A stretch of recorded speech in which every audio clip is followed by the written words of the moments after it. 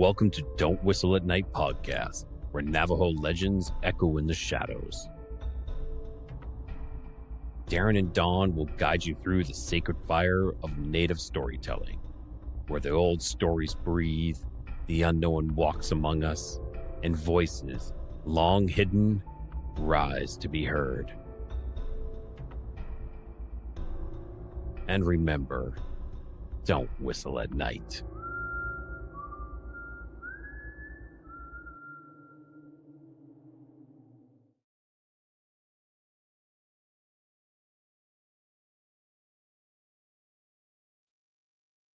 Hello, everybody. Hello. Welcome to Don't Whistle at Night. We are broadcasting live here on the United Public Radio Network, 107.7 FM in New Orleans. I am your host, Don Yazzie, and with me, my co-host, Darren Yazzie. And if you stayed after Sean Kelly's Into the Night, welcome and thank you. Thanks to the Codega, Rye, for that fire intro. And here's Darren right here. Yo, hey, what's up, guys? Yeah, you gotta be thankful for Codex of Curiosities. I still get chills every time I watch that intro. Really good, really good. Yeah, after he made it, I was like, man, okay, we feel a little bit more like a podcast now. Right. It's amazing. It's amazing intro and outro too. So. Oh yeah, most definitely. Yep. And yeah, we're just waiting for Rye. He'll arrive when he arrives. And speaking of, here he is. Without further ado, let's bring on the Codega himself. Gentlemen, hey, what's going on, Ryan? Not much. Thank you for having me on. You on the podcast. Oh yeah. Hey. Well, it's an honor. It's an honor. And thanks for the intro. Like what Don was saying, makes us feel more like a natural podcast going on right now. And that's the intro is just straight fire. You give me chills every time you listen to it every Sunday. So you guys are an actual podcast. I actually love your guys' show. I think it's fantastic, and I think you filled a niche that was needed. And you guys filled that, and you guys do a fantastic job too. And not only that, you guys have great stories yourselves. I had you both on, and it's been great. And like I think I asked you guys already to. I want you both to come on at the same time now, so we'll kind of like do a flip of what we're doing right here. Oh, right. Oh yeah, sure, definitely. Anytime. Just you just message me, and we'll make that happen for sure. Anytime. Yeah. Got it. Yeah, and then how's the weather your way? What's that? Sorry? How's the weather your way? Well, we just had a northerly blow in here, so it was pretty hot the last couple of days, but this just came in and the temperature just dropped nice. It's nice and cool. Nice strong wind. It's beautiful. I'd say the temperature in Celsius, because I don't know Fahrenheit, so it's We were about 35, 38 degrees. Here, let me do a quick, let's go 38 Celsius to Fahrenheit. So it was at 100 degrees a couple days ago. And now it's dropped down to about, we'll say, about 75. Well, that's nice burst weather right there. Yeah, so I know some people will be like, 75, that's still warm. Well, for where I live, it's actually cooler. It's cooler. It's not cold, but it's cooler. But there's some crazy stuff happening. So for those who don't know, I live in Mexico, and I don't know if anybody's been keeping up with the news in Mexico. They just killed one of the cartels. Yeah, I seen that. That's on the other side of the country. There's nothing happening here, but it is chaos. It is chaos, and in a month, my wife and daughter are headed to one of the states that's greatly affected. So I don't know if I want them to go. Oh yeah, no. I just seen that too. They're actually catching planes on fire, buildings on fire, vehicles, gas stations, everything. Yeah, and I watched a video where they came to a gas station, and at least they were like, get out of here. They have their guns out, but they're like, leave. So they're telling the workers and people filling up their gas, they're like, just leave. And they do, and then they're spraying gas all over and they light it on fire. So I know there's chaos, but at least they're not, well, that I've seen, that they're not killing anybody, like just locals right now. But I do have a friend who lives in Puerto Vallarta, and he's like, yeah, we're on lockdown right now. He says, I can hear every now and then, I can hear some explosions. Like, holy crap. Oh man. And make sure you be careful, Mariah. Make sure you be careful down there, man. Where I live, it's pretty damn safe, actually. Where I live, it's the only thing you got to worry about is thieves. That's about it. Like people breaking into your house, because it's pretty poor, and people break in. Well, some people break in because they're bad people, but some people break in to get money to buy food and whatnot. Oh yeah. Well, just that part. People tend to forget that man is their own worst enemy, at the end of the day. And, there's, you can go ahead and describe a monster, and then you can do the same thing with a man and their rage and their, their hatred. It's a scary business dealing with these terrorists, these cartels. I talked with a couple of people that go to Mexico, and they say, yeah, it's real. It's very much real. Just like how you would talk with these cryptic monsters, how we talk about these ghosts and these lights in the sky, and, I could say it's real. It's very much real. And the same thing with these cartel actors, these cartels, and the stuff that they do as well, Darren, is devil crazy. Yeah. They make people disappear quite fast, and it's not like, and some people are forced to join. One of their methods is they'll put like ads not in the newspaper, but on Facebook Marketplace, like for jobs. And then we're talking like regular 9-to-5 type jobs. And someone will come pick you up. And as soon as they do, that's it. They take you out to like one of the ranches, and then they put you through training. And if you're not up to par with the training, if you don't want to be there, they make you disappear at that point. So it's it's crazy. Scary stuff. They know too much already. That's why I'll just get rid of them. And then what's the other one they're doing too? The cartels, they're combining Santa Muerte and murdering the Bloods and all that blood. So can you tell us a little bit about that since you're close, if you want, if you can? I know a little bit about the Santa Muerta. It's the saint of death, and it's a woman. And what they do is so their patron saint loves it when you kill. They love blood. So what they have done, I don't know that much about it, but some of the stories is they will kill you. Like maybe they'll strangle you, but then they will revive you. Like literally they'll have like defibs, defibrillators to bring you back to life so they can kill you again. And I'm not making that up. Like they kill you and then they revive you so they can kill you again, because that gives them more credence. It's kind of like offerings to their saint. There is some, and it's very, very dark. I know there's one side that is very dark. I did an episode not on Santa Muerta, but or Muerte. I did an episode on a cult that was in Central Mexico back in like the 60s and 70s. That one was crazy. I don't know if you guys ever seen the movie From Dusk Till Dawn. It's with Quentin Tarantino.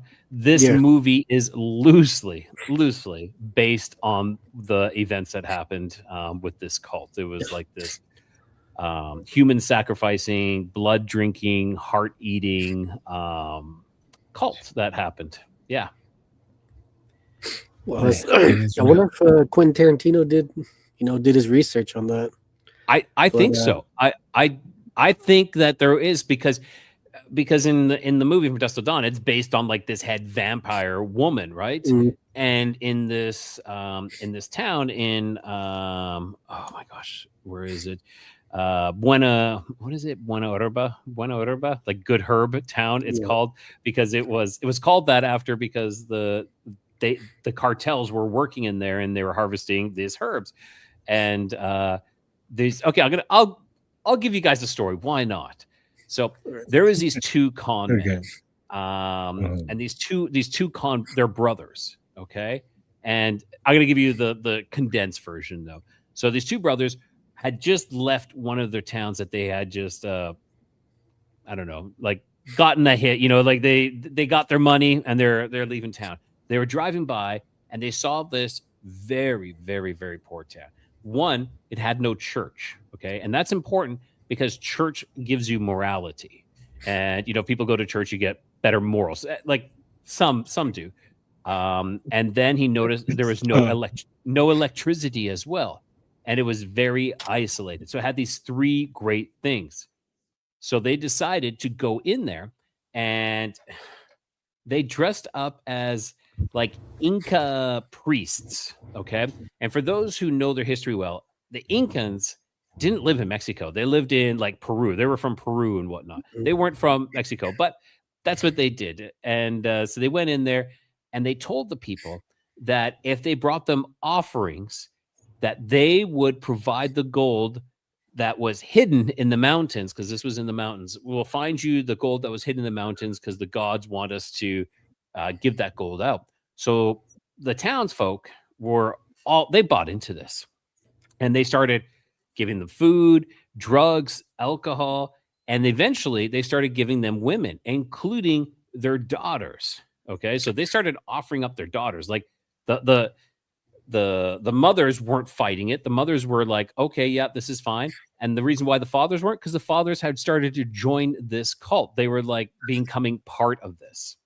Yeah. So this went on for, I think it was close to maybe like a couple of months. And at this time, there was one, Jesus Barrio is this one townsfolk guy who kind of knew that this was not on the up and up. He's like, this is bullshit. And they actually, and he didn't rat them out. He actually said, I know it's bullshit, but I want in. You guys include me in on whatever's going on. So they said, sure. So at this point, though, the townsfolk started to question. They're like, I don't think this is really going. This is not right. So the two brothers, they decided that they were going to bring back a priestess. They told them they were going to bring back a goddess or a priestess. So they went to a nearby town, Monterrey. I think they went into Monterrey, and they found this girl at this brothel. She was about 16, 17 years old. Her brother was her pimp. And yeah, the story is crazy. So not only was she a prostitute, but she also was a fortune teller, and she was really good, but not an up and up fortune teller. She was just a con artist as well. So the brothers recruited her and her brother to come back. They said, we need you to pretend that you're a priestess or a goddess. And so they agreed to it. And her name was Magdalena Solis. So they brought her back. And then they created like this pyrotechnic show that the town have never ever seen any pyrotechnics and smoke and stuff like that. So they created this show. And when all smoke dissipated, there she was dressed like this priestess. And everybody was sold once again. Yep, this is real. We're going to find the gold now for sure. And this went on for another couple of weeks. But at this time, a couple of the townsfolk started to question. They're like, no, this isn't real. And the brothers had decided at this point, okay, the gig is up. We're done. But Magdalena said, no, let me handle this. So the brother said, okay. And at that point is when things took a turn for the worse and Magdalena took over. What she did is she had one of her other meetings, and at these meetings they would be sacrificing chickens, drinking the blood of the chickens, and mixing it in with peyote and cannabis as well. They'd be having that, so they were going all out. Lovely. So then lovely. Oh, sorry, go ahead.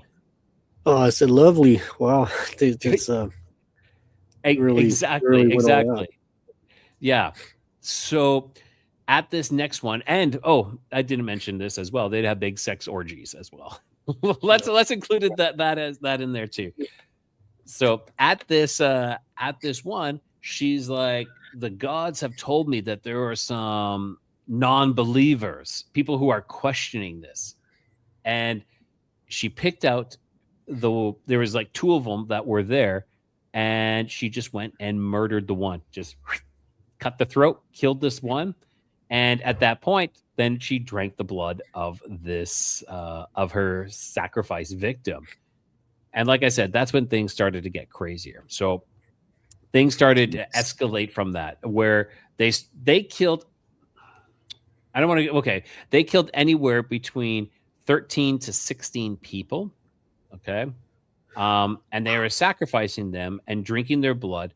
It had gotten to the point where, like, it was just this big, huge drug-induced sex orgy. There was no gold, of course, and it had gone extremely crazy. And they were now the last couple of sacrifices. She actually started cutting out their hearts and eating their hearts. Oh my gosh, jeez. So now we're going to fast forward to. They were having one of their rituals, and they would do these rituals in a cave. They would do these things in a cave. And there was this young boy. He was about, I believe he was like 14 years old. He heard this sound and saw a light coming from the cave at night. And he slowly peered in, and he could see a group of people, and they're all going at it. And they were drinking a dark red liquid. And he's just sitting there hiding and looking. And that's when he noticed that when this cup came back to, like, the lady who was in charge, she was holding it underneath something, and he realized that it was a person, a dead person, that they were draining the blood from this person. And this sounds so fantastical, but this is a true story. So this boy took off, and he ran. It was close to, I think it was like 16 miles. He ran to the nearest town. Could have been anywhere between 16 to 20 miles. He ran, and at this location, there was a police station, and he told the officers, he was trying to say, and all he could get out was like, vampires drinking blood. Okay, that's what he said. They're vampires and they're drinking blood. And the policemen were all like, "Nah, man, you're full of it. You're like that. Your imagination is crazy." Except for one. One inspector was like, because the boy would not stop. He was like freaking out. So at this point, then the inspector said, "Okay, let's go back in the morning." And they returned, and that was the last anybody ever heard of the inspector and the boy. Which, unfortunate, like, it's unfortunate that they were killed and they were sacrificed. Their blood was drank and their hearts were eaten as well. But because of that, the police then knew that something serious was happening because their inspector did not return. So the police then reached out, contacted the military. The military and the police jointly invaded this town, arrested the whole town. I'm like, no word of a lie. They arrested everyone. And these, I know I say town, but it's not like there was thousands. There was maybe, I think there was close to like 50 or 60 people. So it wasn't like an exorbitant amount. So they arrested Magdalena, her brother. Then there's the two other brothers who were the original people who started this. The one was killed in a shootout, and then the second one, him and Jesus ran off into the mountains and were like, "Let's go hide and wait till this blows over, and then we'll come back and take over."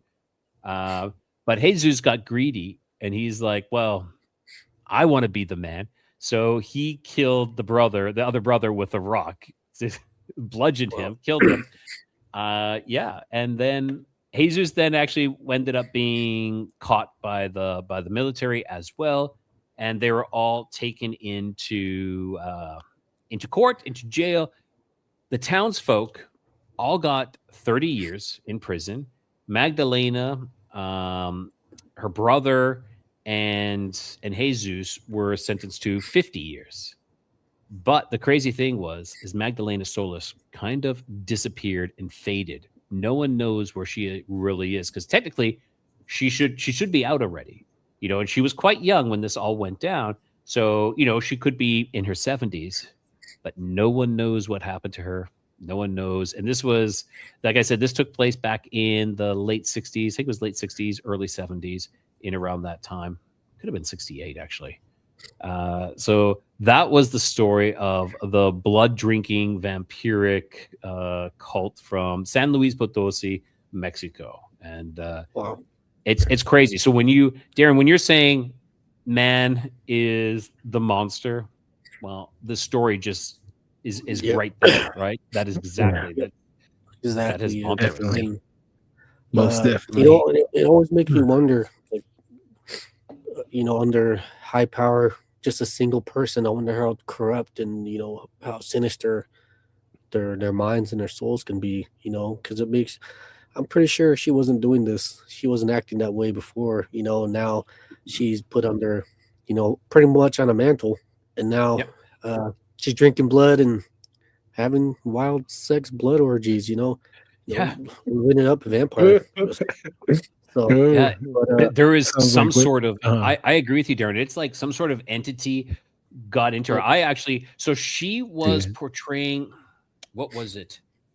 Damn it! It was a goddess of. It could have been the goddess of death, or not. No, it wasn't the goddess of death, but it was some crazy goddess that she originally was the priestess for. Then she said she was the embodiment of this goddess. I can't remember, but it wasn't. It was like could have been like the goddess of war or something along that line. And so, I think there was a possession in there, some sort of possession or something. Like she had a rough life to begin with. Don't get me wrong. But to take it to that level next, that's insane. Maybe she wasn't a con artist after all, and whatever's been guiding her maybe did its course. Hopefully she's not doing that or teaching. Shoot, that's all I can say about that. And let's jump in the comments right here. Karen Root 450. This is going to be great. Just subscribed. Thanks. Love Rye. He is something special. Oh, definitely, Karen. Definitely. That's Karen. Yeah, Karen's a great. She's always been in my show. In my lives, watching everything. She's fantastic. So good to see you, Karen. Oh yeah, that's awesome. Yeah, we got a buddy right here too. Same thing since we started going. Our buddy right here, Javon Koshel, says, "Good evening, Don, Darren, and guests. What's up, Javon? I hope you are okay, you and your family, brother." Crazy Coyote, this guy too, right here, says, "Found Colorado's Bigfoot Road between Cripple Creek and Cannon City, Road 89, southeastern Colorado." Oh, geez. Road 89. I got to remember that road now. Dead Wolf 66. Yo, still working. LOL. But I'm here listening for the time being. Oh, thank you, Dead Wolf. Thank you. Karen Root says, Darren, that was a scary encounter. Talking about your dog man encounter. Definitely was. Oh, hey, what's up, Karen? Owl 13-1. How goes it? Hope all is well this evening. It is, Owl. Thank you. Thank you. Karen says, hi, Rye. Hey, Rye again. Awesome. All right. Let's see here. Okay. And, hey, finally stopped raining. Awesome. I mean, hopefully you're dry. Heidi Goal. Hi, Don, Darren, Rye. Much love from Boulder, Colorado. Hey, much love, guys. Let's see here. Oh man, we got a lot of comments. That's what's up. Lysidric Willie, what's up, Don, Darren, and Rye. Awesome. Another good our teammate right there, Lysidric Willie. He might be, if you want him to come on your show as well. He does have some great stories. He's 100%. He's like he's a hand trembler, or the best way I can describe that is like a remote viewer type of deal. Okay. But in the Navajo version, it's very interesting what he does. You call it a hand trembler. That's interesting. Yep. That's one of the ways you can. It's like our natural defense on hunting skinwalkers. So there'll be multiple Navajos that have that gift, and then you get them all together, and you can go on a witch hunt. Because it's a very long story. Very long story. I want to hear it. Yes. Yeah, they're part of that on your episode. I was telling you about the 5 the 5 like branches what Navajos used to do. One was the raiders, the other was the warriors, the others were the weapon makers, the others were the messengers, that's the skinwalkers, and then the hand tremblers, that's the 5th one, because they were able to remote view where the enemy's coming, where they're going to attack, and they gave us time to set up a trap. So that's part of a little bit of the history. Very interesting. Yeah. And okay, let's see here. Crazy Coyote, yay! USA beat Canada in hockey. Oh, that's cool. That. Awesome. That's tough. I'm Canadian, so I know I live in Mexico, but I'm Canadian, so it's Geez, Al says it happens here in Canada too. Most young natives get recruited into the Bloods and Crips. Yeah, the Reds are just like that, but less dangerous. Thankfully, my cousin was, and I've seen the Trade de Agra colors on some. Oh, geez, be careful out there. right. Okay, let's see here. Was it Robert Rodriguez that directed it? No, it was Quentin Tarantino, right? I can't remember. Could be. Well, I know Quentin Tarantino was part of it, but it might be. So I'll check right now when you're doing that from. Okay. Oh, and Audacious Amber, hey sister, how's it going? Hey, Long time no see. Says, hey Rye, hey brother. Yes, it is. Hey, so brothers. just to correct, yeah, it is Robert Rodriguez. Oh, okay. Anyways, nice. Quentin Tarantino, if you hear this, man, we need another movie, dude. Yeah. I don't know. I think he's retired from Hollywood.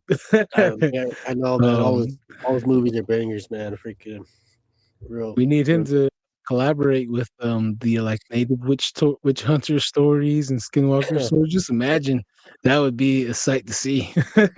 And OJ too. I'm glad I live on the Navajo Nation, away from all these scary places. I deal with the skinwalker in cartel or gangs. Oh geez, huh? Yeah, thank you, Al. Make sure you guys hit the like and subscribe button. Thank you. OJ cartels, huh? Okay. All right. Let's see. Okay. Let's man, we got a lot of comments. Okay, let's start the show here. Okay. and I see Cedric Willie, or is it Cedric Willie said he said he would love to be on. So yeah, so just send me a message whenever you get a chance, or hit up Dawn or Darren, and they can send you my info. I'll make a group chat on Messenger right away after this episode. Okay. Yep. Yeah. So let's speak more on the this Mexican witchcraft. Actually, my father actually got to see it too when they were doing the border wall. They were building the wall, and they used to have snap, almost shrines. They would put up shrines, and you would see what they say is black candles and lottery tickets inside of Coke bottles and stuff like that. And some of the the locals will say just don't try not to look at him, and never touch him. Just leave him alone, because they do practice this black magic. Magic. So yeah. They do, and there's a lot of places, in around here where you can find a lot of black magic practitioners, and I was saying that there is the Mexican version of skinwalkers, but it's like these brujos, elves, right? Yeah, they can these ones. Lechuzas, yeah, the lechuzas is half owl, half woman kind of thing, but. Yeah. There's the men who will change into like common animals, we'll say, like a dog or something like that.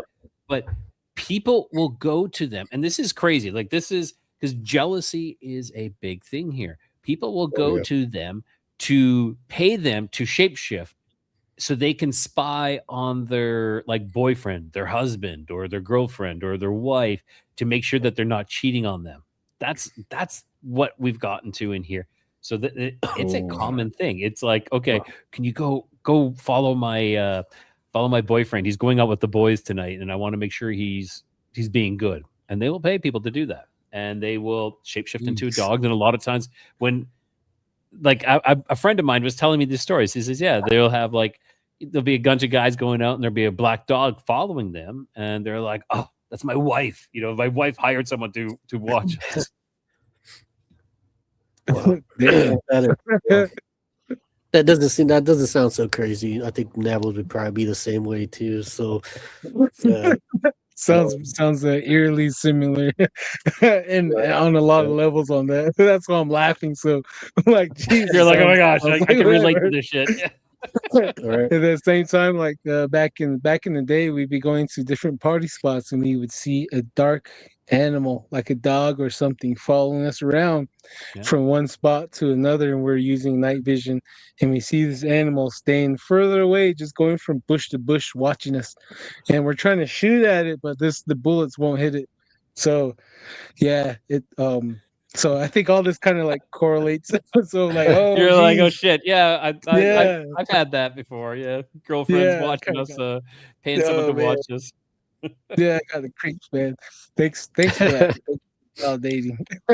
So, Mr. Rye, tell us, how'd you start on this on your journey here, being a chronicler and just hearing all the weirdness? Tell us about it. We're in the very beginning, please.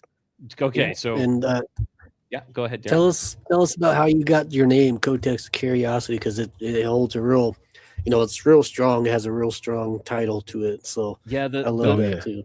I'll start with the Codega. A lot of people, that's okay, like a Codex of Curiosities.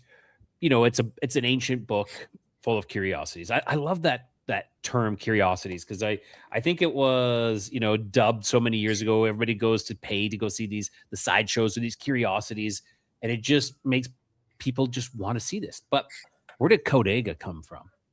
Now, this, and I will take this far back when I used to do tarot reading. I used to do oracles. I used to do healing. I could I wouldn't say remote view, but I was able to see things. I went and when I was growing up, there was a girl around my age who was abducted and never ever found. And this was about when I was maybe like 8-10 years old. It's never ever left me. So we'll say about 10 years ago, maybe a little bit more than that, I decided that I'm going to try using what I have to see if I can figure out what happened. And so I could say that I went remote viewing, but remote viewing in the past. And I was able to see a lot of very, very disturbing things. I was able to see the person. I was able to see the car that she was abducted. So it was that is my belief and what I saw. So I'm like, well, how do I not clarify this, but how do I corroborate this, that I did this? So I found an investigative reporter who really took the case very, very seriously. And it was years, of course, it's 30 years after this case. And I decided to reach out to him. I'm like, hey, his name was Brian. And I said, hey, Brian, not sure if you're into this. Like, I'm not a psychic, but sometimes I can see some things. I have maybe a gift. And I said, would you be open to hearing what I have to say? And he got back to me and he says, yeah, I've talked with psychics before and other people. So I told him everything that I saw, and he was able to corroborate a lot. He was able to corroborate the car, the person that I saw, and that's who he believed did it as well. He actually is 99% positive he knows who did it. It was a family friend. The guy's car that he used, like a day after the abduction, he took it to a car wrecker and they actually squished it. And so there was no evidence left because they squished the car. So there was a lot of things, but so that's kind of my past. That is something kind of what I did, but I wanted a moniker, a name. And I stumbled upon this profession that happened back in Venice, back in I believe it was the 1600s. And this profession was of a man who would guide people through Venice at night with a lantern. And he was kind of like your escort. He would protect you from thieves, from demons, from criminals, and ghosts. And when a good Codega would tell you stories along the way, he would also pick up stories from the people he was walking with as well. So that is a Codega. He is guiding you, through your journey to safety, keeping you safe and keeping you somewhat entertained with these curiosities.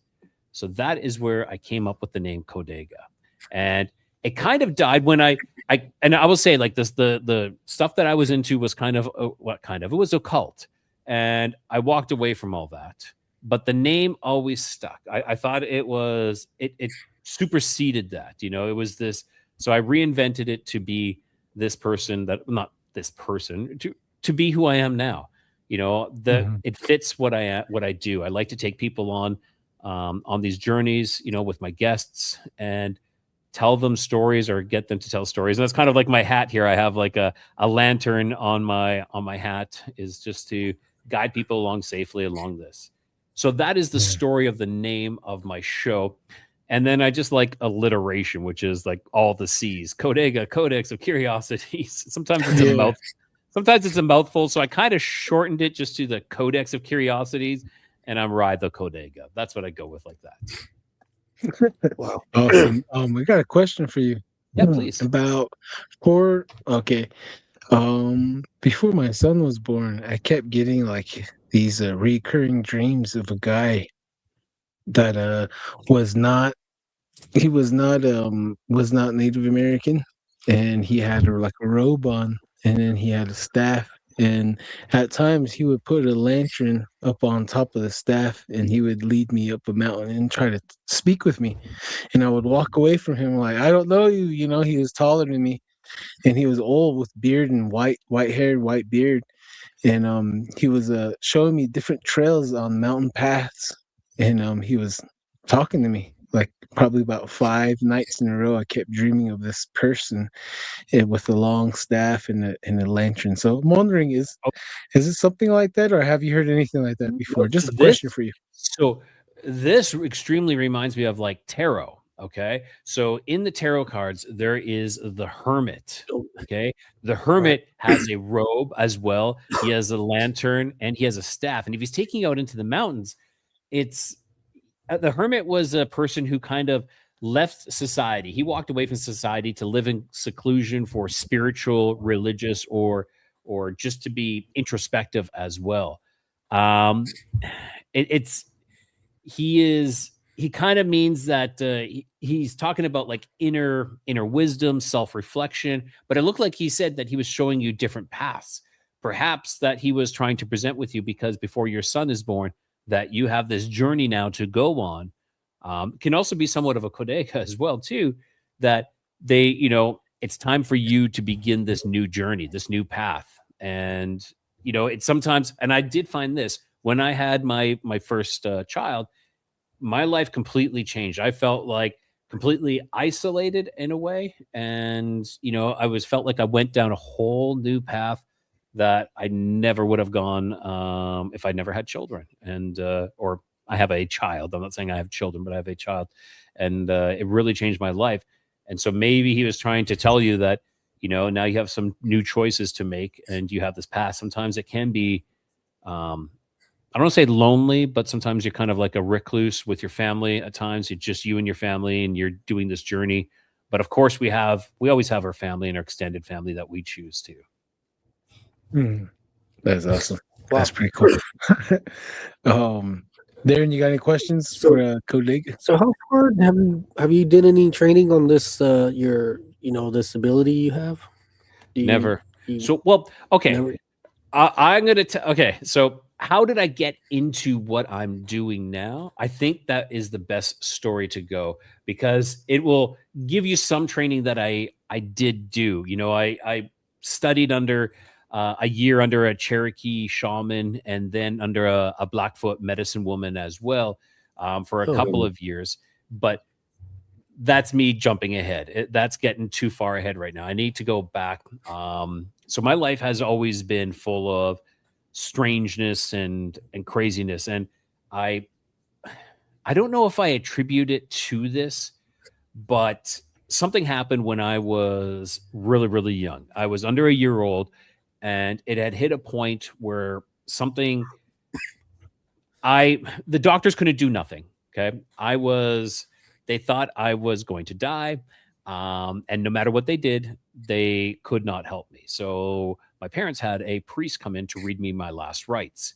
So what happens at that point for me is my belief is that I have possibly a foot in the one world and a foot in this world. Okay. So it's kind of like, I feel like it may be possible that I've crossed slightly over. I had the last rites given to me, so it's kind of easier to pass over into this other world. So that is why I think maybe I have so many crazy things happening. Now, one of those crazy things, I'll fast forward to when I was about 9 years old. I was grade 4 running a race, and I've told this story countless times on my show, but of course I'll tell it for your listeners. Please. We had this in Canada. We had this thing called Canada Fitness Challenge. And what it was is you had a bunch of these activities you had to compete, and you had levels. Like if you ran a race and you ran it in this time, you got the excellent badge. Or then there was gold, then there was silver, then there was bronze, and then I think bronze was the bottom. But that's what you had. And I never had gotten excellent. I had, first, second, third grade, never have gotten excellence. I got gold and silver, but I was like, okay, this year I'm going to do it. So I was running this race, and there was a group of kids that were just in front of me. And I'm like thinking to myself, and we're getting near the end. I'm like, I got to catch up to them, because if I do, they're most likely on the pace of the excellence badge. I need to catch up. So I pushed myself as hard as I could possibly go. And I had never pushed myself that hard before. At that point, I shot out of my head. Okay. I left my body. So I went out. And at that point, I was about 15 feet in the air, 15, 20 feet in the air. And I'm looking down, and I can see everybody running. I can see out of my peripheral that I'm seeing up there, I can see this hill that we're running towards, because that's where all the rest of the kids are sitting. I can see that hill. I can see everybody else running, and then I can see myself running. And it was at that point of having that realization that I see myself running that I was like right back into my body. It was like right through the top, back in, and I finished the race. Now, at that point, being a kid, you don't really have any filters. So I started telling everybody, oh my God, this has happened. I just shot out of my head. It's so excited. But for me, it was exciting. But for everybody else, they're like, you're weird. you're strange. So at that point on, grade 4 was kind of tough for me, because nobody wanted to talk to the weird kid. Nobody was. And I told a handful of people, but I instantly stopped after I started getting the reaction. Not the reaction that I thought I was going to get. I got this other reaction of like, either you're lying or you're weird. So, thank you. So I was like, at that point, Canada Dry right here for you. Cheers, right? There we go. I'm drinking some water, but I really could use a ginger ale right now. Sorry to interrupt, but go ahead. No worries. So I'm taking a drink. Yeah. There we go. So. So at that point, though, I think I kind of like ended any type of involuntary or voluntary out-of-body experiences, because it never happened again. Never had that ever happen again. So we're going to fast forward then to we moved into this new house. My parents had built this house on this property. We moved in, and there was some weird things kind of happening on this land. Like we almost had a guy lose his life. He somehow like flew off a ladder, and like he was 2 stories up and like flew off a ladder and missed the cement septic tank by like inches. You could, and he landed in the dirt. And he was fine, actually. He was fine. But if he would have been just this much over, that would be a completely different story. So there was like, he doesn't know how that happened. But so we're living at this house. First things first is that this house terrifies me. We built the house, but maybe there's something going on with the land, or maybe there's something going on with my family. I don't know. And whenever I was left alone in that house, absolutely terrified. I would take all the dogs, even the dogs that we had from like outside. I would take the dogs that were outside dogs, bring them into my bedroom, bring the cats in. And we never had any indoor cats. I was always outdoor, but I would bring every type of animal I could, put them in my bedroom and close the door. And there was times, of course, I got to go to the bathroom or I'm hungry. And that was a big ordeal to actually go down the stairs to go to the kitchen to go get food. Cause it was like, I know kids get scared, but this was beyond, this was this extreme, just being terrified. So I was about 12 years old, and one of my duties, one of my chores I needed to do was to feed the horses. We had about like 4-5 horses. And as a 12-year-old, a lot of times, if I'm not reminded of stuff, I forget. And that night I had forgotten. It was about, I'd say close to maybe 7 or 8 o'clock. And it was in the late fall. So the sun was setting much sooner. So it was already dark out by that time. And my dad called up to me because I was upstairs in their bedroom, because we had, that's only at the time when we had like one computer. So I was in their bedroom in this dormer with a computer. And my dad calls up. He's like, fed the horses. And I'm like, no. And he's like, well, get your butt out there and go feed those horses. Okay. And I was typing a journal, my own personal thoughts. So, it's kind of like private. And I went outside. And as I get out onto the driveway, just a short, well, our driveway was really, really long, but we only had like a small cement driveway right before the garage. And I look up into the dormer and I can see up there, and there's a woman on the computer. And this woman looks identical to my grandma. Okay. But my grandma lives, if we're talking miles, maybe like 14, maybe 15 miles away. And she's not here. This is like a weekday. She is not at our house visiting. And you're trying to make sense of it because you're like, well, that's not my grandma because grandma's not here. And so I'm like, it's got to be my sister. You jump to these conclusions. It's got to be my sister or my mom or something. So I go down and I feed the horses and I come back up. And as I come back up, there's no one there. I go into enter the house on the main floor, and I ask my family because they're all sitting and watching an award show, like whether it be like the Grammys or the Oscars. I don't know which one, but one of them. And I'm like, who was upstairs? Someone was upstairs watching. Someone was upstairs on the computer. And my family is like, I have 2 sisters and my mom and dad were there. No one's left. I'm like, no. Someone was upstairs. And they're like, no, we've all been down here. My one sister said, oh, I went to the bathroom, but no, we haven't. And the bathroom is just on the main floor. And I couldn't understand what had happened because, like, when it's dark outside and the light is on inside the house, you can see clear as day. It's not like it's not like there's maybe I see something, maybe I don't. No, it was super clear. And there was this what looked like my grandma on the computer. Okay. So, like I said, that was like a buildup. Then fast forward a couple more years. I'm about do you guys have any questions? I don't know. Go ahead. I don't. Do you got any? We're just letting you cook. Go ahead. We're listening. Yeah. All right. Getting in right now. Okay. So now I think I was either 16 or 17 years old. My parents had went away for a 2-week vacation and decided that we're good kids and they can leave us at the house by ourselves and we're not going to be crazy or anything like that. And my sisters are older than me. My one sister, she is 18 and the other one is like 20, 21, I think. And, but of course, like good kids, we decided that it was a good time to have some parties. So when we did that, we decided also not only to have a party, we decided let's go to, and this is so crazy. Let's go to Toys R Us and buy a Ouija board. Okay. Yeah, because that's where they sell the Ouija boards. I'm not kidding you. They had stacks and stacks, like literally to the ceiling, like 100 Ouija boards at Toys R Us. Just great kids game. So just being a good old kid. Okay. yeah, like Operation Battleship, Life, or Ouija board. Yeah.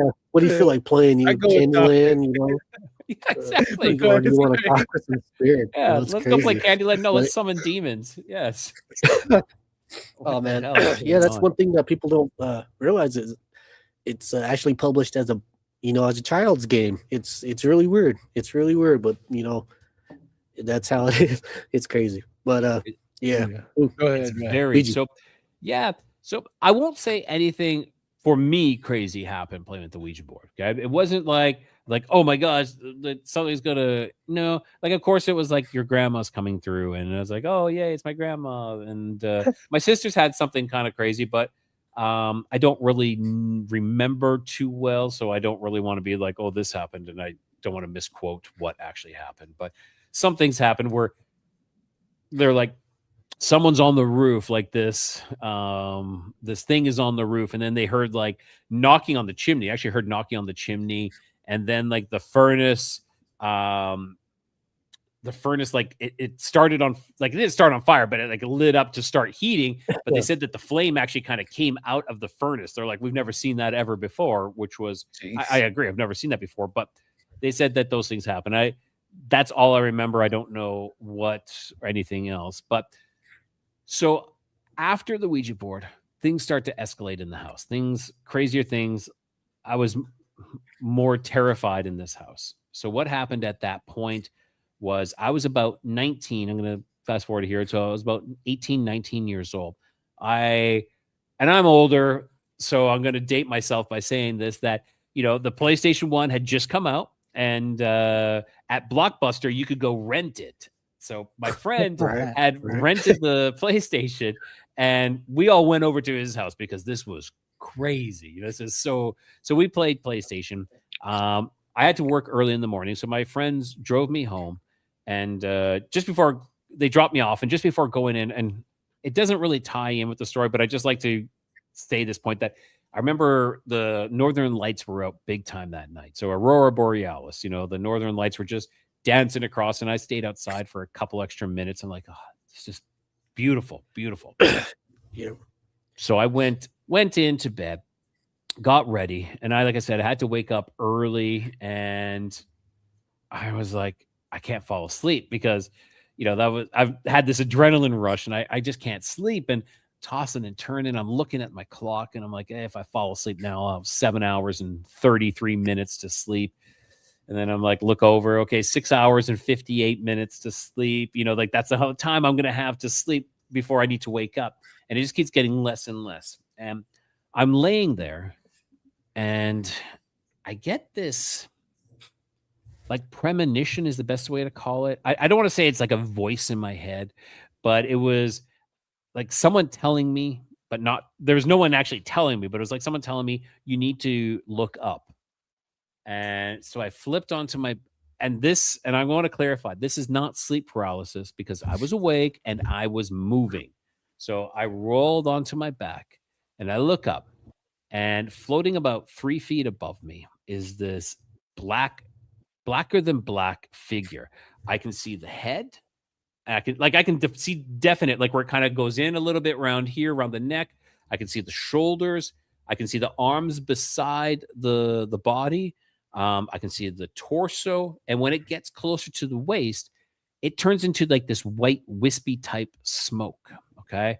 And it just goes into nothing, kind of like a Hollywood-esque ghost, almost like around that point. But the rest was blacker than black. But that wasn't the most terrifying point. The most terrifying part was the eyes. Okay. So the whole cornea, including like the pupil and everything, was glowing red. It was like this incandescent red glow. And like it wasn't like lasers or flashlights, but it was just glowing red. I was absolutely terrified. And this is why people are like, oh, that's sleep paralysis, because when you are scared or any type of adrenaline rush, you have, fight, flight, or freeze. And for me, it was freeze. And I was like, if I don't move, it's not going to see me kind of thing. And I laid there in my bed. Now, this thing was only there maybe for a couple seconds, maybe at most 3 to 5 seconds, and it disappeared. But of course, I didn't move. I was like, I'm not moving from this position. I am terrified. The next thing I remember is my alarm going off in the morning, and I get up, and it's, sun has risen. It's the next day. And who do I tell? I can't tell anybody about this. I told people about having an out of body experience and they all laughed and made fun of me. I'm not telling anybody about this. So it stuck with me for years before I finally actually told someone. But that was the experience that kind of really started to change things. Now I had another experience at this house, but it wasn't really, I don't tell this one that often, but I will, just to kind of set the stage of why I took the path I did. Now, it was about a year later. I had come home from working a late shift, and I got home, and it was close to, I think it was like 11:30 at night. And I all of a sudden got violently ill. And because I got laid down, and I'm like, oh my gosh, I don't feel good. And ran to the bathroom, and I was throwing up, losing my lunch, so to speak. And while I was in there, so no one else is awake. It's dark. The only other person in there actually who was living in the house at that time was just my parents. Both my sisters had moved out. So it was just my parents and me. And this fear started to build up. And this fear that I had felt before, but now it has increased in intensity. It has increased so much. And I'm 19 years old. I'm a young man. Okay. I'm not a kid anymore. That I can't leave the bathroom. I'm sitting there on the floor in the bathroom, unable to get up and leave. And I start getting these images in my mind. Now, people will be like, oh, it's just an active imagination. No, it wasn't. This was, I swear to God, like these images I was receiving was of like, Nosferatu, the kind of like almost the original vampire, that is what was in the hallway waiting for me. And I could see it. I could see almost out of its eyes, right around the corner, waiting for me. And I was like, I can't leave. I can't leave. I stayed there for about an hour and a half before I finally, like a way to throw your mom under the bus. I know, like when Darren was telling me this story, like he was protecting his family, he had the gun, and he's protecting his mom. Then there's me, It's like I'm calling my mom to come out to save me. Okay, so I'm like, Mom. And by that time, it was close to like 2, 3 in the morning. And so she gets up, turns on all the lights. And as soon as the lights go on, I'm fine. Everything was like, she lit up the whole house, comes into the bathroom, like, what's wrong? And I'm like, I don't feel good. That was what I said. I don't feel good. But it was at that point that I was like, this isn't right. These things, something is causing me to be absolutely terrified. And I feel like there's nothing, I felt like there was nothing I could do. So that's where I went. And I wouldn't say I was a devout Catholic, but I went to church every Sunday. I was like part of the church, but I didn't feel I could talk to anybody at the church. And that's one thing I would say, is that a lot of times people, like the spiritual side, the aspect of religion doesn't really exist. At least in Canada, it doesn't exist. But I will say it's completely opposite here in Mexico. Mexico, they're pretty married, actually. It's a lot more accepted. But in Canada, no. It was, you go to church on Sunday, you do your worship, and then you go back, and then that's it. Like it's just kind of cookie cutter, nothing in between. So I didn't feel I could talk about like demons or anything like that with my priest or anything. So that's where it began, where I kind of like, well, I need to find something else. So I, started slowly down the New Age path. And nothing wrong with the New Age. I think there is good aspects to it, but I think that it's a stopover, and you can get stuck there, and you can go into something worse through it. I think it's like this, I don't want to say purgatory, but it's this, I don't know. It's almost kind of like neutral, huh? It's like there's no flow, there's no water movement. It's just still, and you throw a rock in the water. That's exactly, it's very stagnant. I agree, Darren. It's stagnant like that. And it can be bad, it can be good, it can be anything, but it depends on what you do with that. And so I think it's like it's this quagmire that catches a lot of people. A lot of people stay in there and they never get out. It's like a quicksand and they get stuck in it. So I went in there and I started, you know, going into this. I became a Reiki master. You know, that's when I started doing tarot and oracle readings as well. And I never really, it was good, but I never really felt it. You know, I was getting paid to do readings. People were paying me all around the world to do readings. It wasn't like I was super famous. I had a website and some people were hitting me up and doing stuff like that, paying me. But I then, one person I met through my Reiki was this shaman from the Cherokee Nation. And she said, listen, I think we're meant to be, not to be together, but you know, I think you need to learn from me. And I was like, yeah, I think I do too. So I studied underneath her. I guess that's the best way to call it, you know, for like a year. I learned a lot and I felt better. I felt like, and if we talk about what is that movie, Hellboy, you know, when he joins that one club or the group, it's like, you know, the things that go bump in the night, we are the ones who bump back. That's what I felt that I could. I finally felt like I'm not afraid anymore, and it's like no more to that.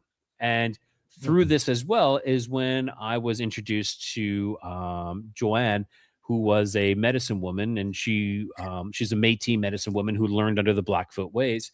And I started helping her with her sweat lodge and, you know, setting up her sweat lodge. We made it, you know, I helped her build a new one. You know, we took down the old one, help her build a new one, you know, bending the willows. And it was a great experience. And I ended up being her fire keeper for a year. And she taught me a lot. She actually gifted me 4 songs as well.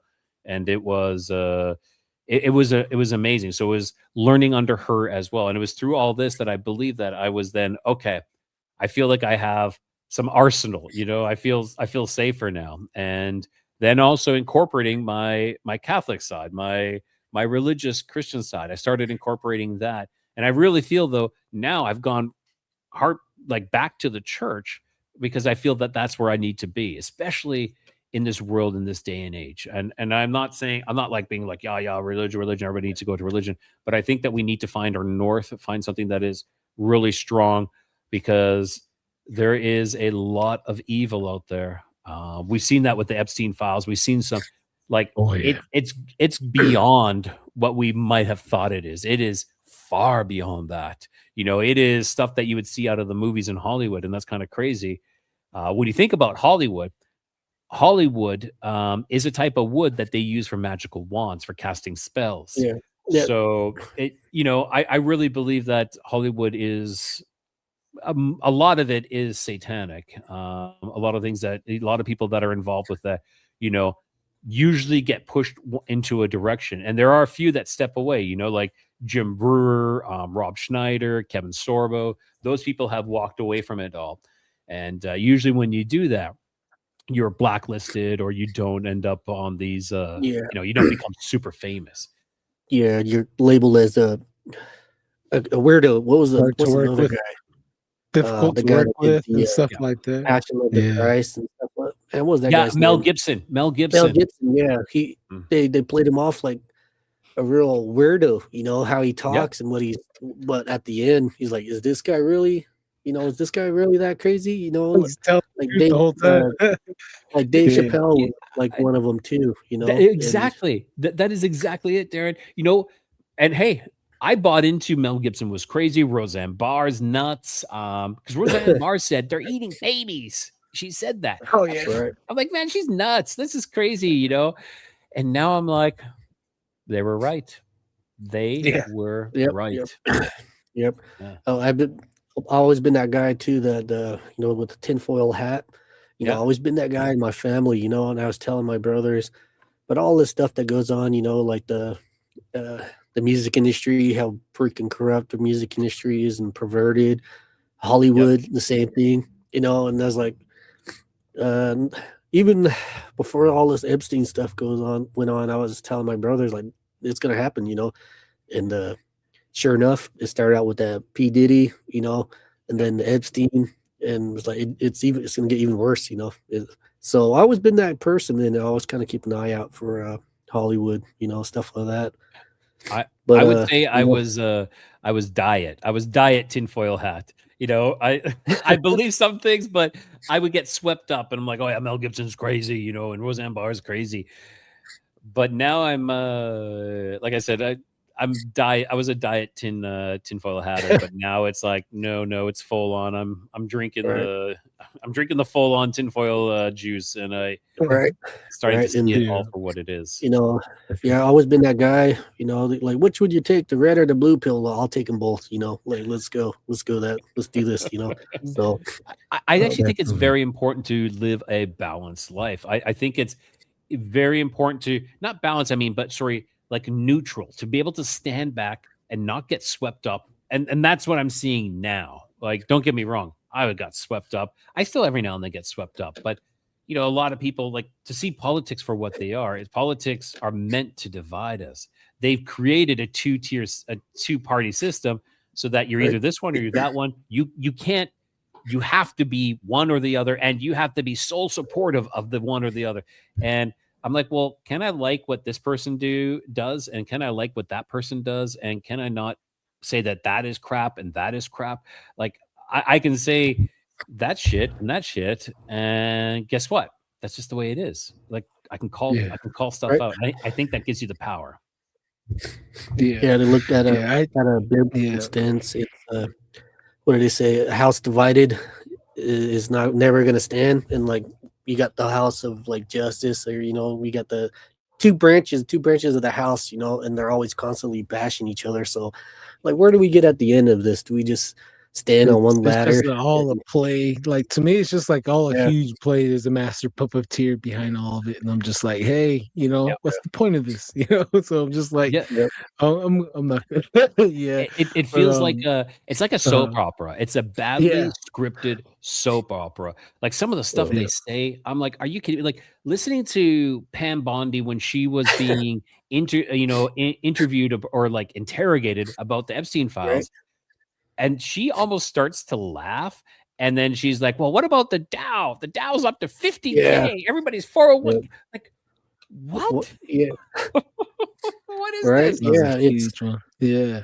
It's the U.S. is not really doing too good. I'm not sure where you were going to put this America right now. In the theatrics, is it a comedy? Is it a freaking suspense? Is it a horror movie? Like what? Where is America at right now? Because it's there's a lot of stuff going on, and it's not really looking too good. We're going downhill. That's what I'm gonna tell you. We got a comment here in the comment. Oh, go ahead, Ray. Sorry. No. Please, go ahead for the comment. That's fine. Oh no, I was just gonna say someone comment right here from earlier. We fell behind on the comments, but says Rye. She says okay. Karen Root says Rye. Geez, she's in her 70s. She could still be doing that. Oh yeah, that was in reference to Magdalena Solis. Yeah. And then this is the cannibalism too. BCast 33. The Anasazi and Chaco were said to be cannibals when the Navajo came across them, proving that Arcs found boiled human bones in pots in Chaco. Oh yeah, a lot of nasty stories on that. Hey, myths, monsters, and mullets are corrupt. What's up, brother? Oh yeah, yep. And let's see here. Someone Karen says, "I don't like the thought of cannibalism." Me neither. Yeah. I think that it's still being practiced on the Navajo Nation with the skinwalkers. So it's still being practiced and taught, and magic is involved with that. 1901 AZ Sesh Vibes. Shout out to Quintele, Arizona, and New Mexico this evening. Stay purple, y'all. Enjoy the videos always. Have a nice night, Don, Rye, and Darren. Oh, thank you. Okay, let's see here. Oh, monsters, myths, and mullets. Oh, I think it was that story you told that he says he wants to hear. No, he was talking about you when you had said that there was the handshakers. He was talking about when he posted that was talking about the handshakers. Oh, Lee. Okay, right here. Yeah. Okay. Catching up here. we're almost no we're problem, almost no done problem. here. Let's see here. Oh yeah, he does have a Cocopelli story too. Somebody's following says they like the Cocopelli story from the past live stream. Definitely. There's pretty crazy things right there. Crazy Coyote says, what can you say about hombre, puaro, birdman, Mexican, mothman? That I don't know. I don't know anything about that. So that's something I need to look into. Oh, there's Nawals. Is that one? Any that name ring a bell? It rings a bell with me, but I can't quite remember. Yeah, I'm like, what is the Nahual is Mayan? Oh, okay. I can't remember. I think that's the calendar. Is that? Oh, I don't know. No, it isn't. No, it isn't. No, I don't know what the Nahual is. I don't know. I have to look that up. Maybe. Oh, okay. We got Ruthie Castro. Hi guys. Good evening. Hey, Ruthie. Hey, what's up? Okay, let's see here. Hey, Miss Billy, what's up? She says hello. Hey. Thank you for joining. Myths, monsters, and mullets is and they call it programs because they are programming you. Exactly. Exactly. Avery Tafoya. Nowadays, more than ever, things aren't what they seem. There's darkness attached to a lot of things: mainstream, politics, even religion. Strange days we live in. For real. And they just announced that UFO are real too. Go ahead. I couldn't agree with that statement. Like, I think everything, including religion, has been infiltrated because that's the way you can corrupt it and pervert it all. Is you can't fight it, but if you get inside and then you can just corrupt it and pervert it from the inside, everything will ruin it. Like all those pedophiles that were, those pedophilic or the PDFs, sorry, I'll say that. The PDFs in the Catholic religion, 100%. Yeah. Like on the reservation. Yeah, we see that everywhere on all levels on the Navajo Nation too. There's a bunch of sick stories with just the reservation itself. And one of the biggest indications was how you can tell America fell is look around the streets, look at how many churches, how many different denominations there is. They're all divided. It's all been infiltrated.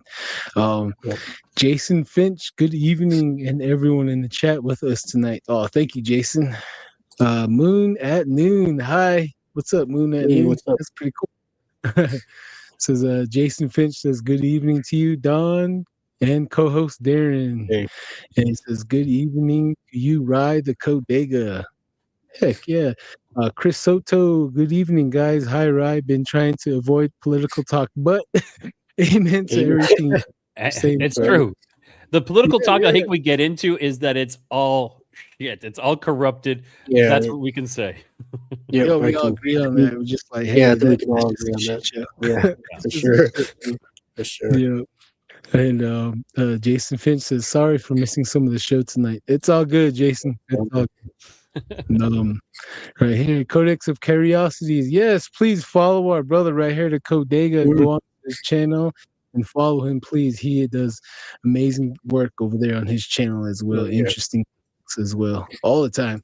Please like and subscribe. Yes, sir. Yes, sir. Like and subscribe to Don't Whistle at Night. Exactly. Thank you. Dead Wolf 66, finally off work.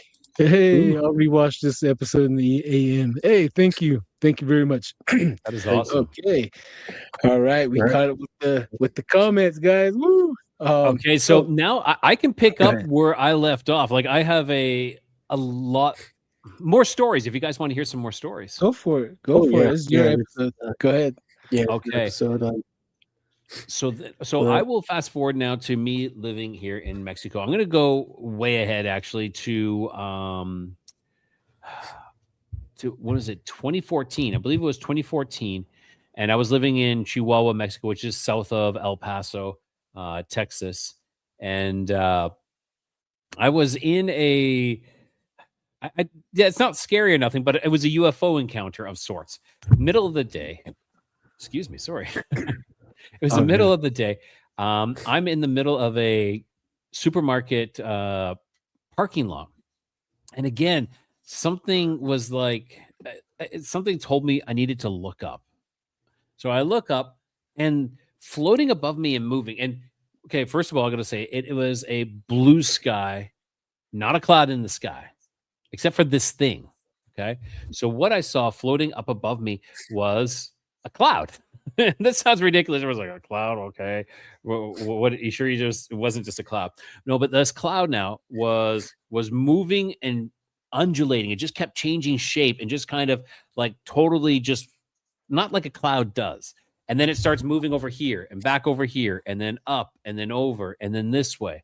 So this, and it wasn't like just in a small little area. Like it would move maybe, and I can't place the height. That's the only thing, is I can't tell you how high it was because there was not a cloud in the sky. I'm looking straight up and I just see blue sky. So I can't give you a distance. It was fairly high over my head, but that's about it. And it's moving all around.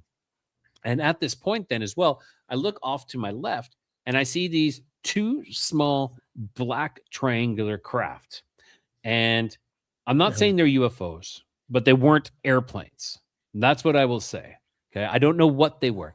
And they were on a trajectory to intercept one another. There was two of them, and they're heading like this. Oh, way off in the distance over this way. There's one going this way and one coming this way. And I'm sitting there watching them, and then I'm watching this.